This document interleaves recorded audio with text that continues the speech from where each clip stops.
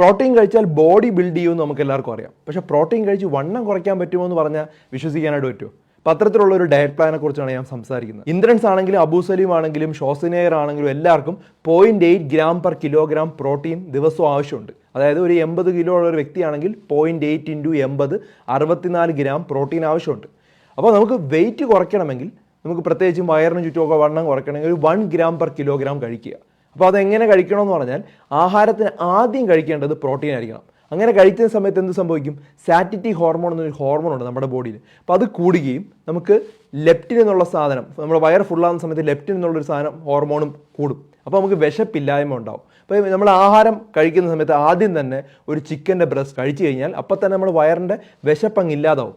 അപ്പോൾ നമുക്ക് വീണ്ടും കഴിക്കണമെന്ന് തോന്നില്ല. അപ്പോൾ സാധാരണ ഒരു കൂനി ചോറ് കഴിക്കുന്നതിന് പകരം നമ്മൾ കുറച്ച് ചിക്കൻ കഴിച്ചു തുടങ്ങുന്ന സമയത്ത് തന്നെ, അല്ലെങ്കിൽ ഒരു മുട്ട കഴിച്ചു തുടങ്ങുമ്പോൾ അപ്പം തന്നെ വിശപ്പങ്ങ് കുറയും, നമ്മൾ കഴിക്കുന്ന അളവങ്ങ് കുറയും. അപ്പോൾ വിശപ്പിൻ്റെ ബുദ്ധിമുട്ടും ഉണ്ടാവില്ല, പക്ഷേ വണ്ണം കുറയ്ക്കാനും ഹെൽപ്പ് ചെയ്യുന്നൊരു മാർഗ്ഗമാണ്. അപ്പം ബോഡി ബിൽഡ് ചെയ്യാൻ മാത്രമല്ല, നമുക്ക് ഈ രീതിയിലും വെയിറ്റ് കുറയ്ക്കാൻ വേണ്ടി ഹെൽപ്പ് ചെയ്യും.